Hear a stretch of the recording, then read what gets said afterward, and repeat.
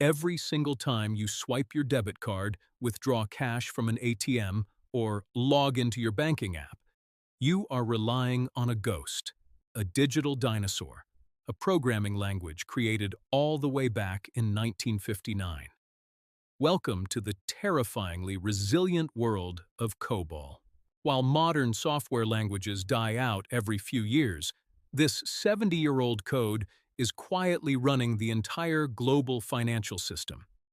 And right now, it is creating one of the wildest financial opportunities for both the oldest and youngest generations in tech.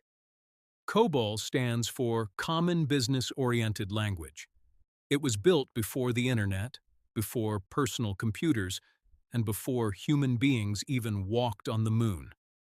Yet today, the numbers behind it are absolutely staggering. COBOL still processes an estimated 80% of all in-person financial transactions. It powers 95% of ATM swipes worldwide. Every single day, COBOL systems handle over $3 trillion in commerce. It is the invisible bedrock of Wall Street, global shipping networks, and government tax agencies. But why? Why don't megabanks just upgrade to Python, Java, or something from this century? The answer is simple. Rewriting hundreds of billions of lines of flawless, ultra-fast transaction code is a multi-billion-dollar gamble. In banking, a 1-second outage costs millions. COBOL works. It executes massive batch processing faster than almost anything else on Earth. It is stable, it is secure, and replacing it is a digital nightmare no tech executive wants to face. But COBOL has a massive vulnerability. It isn't the code, it's the people. The original workforce who built these systems has reached retirement age. For years, universities stopped teaching COBOL entirely, wiping it completely from modern computer science curricula. The tech industry assumed COBOL would just slowly fade away. They were dead wrong. Now, desperation is hitting the banking sector, leading to a bizarre economic phenomenon. Retired programmers who thought they were done working decades ago are suddenly being pulled out of retirement.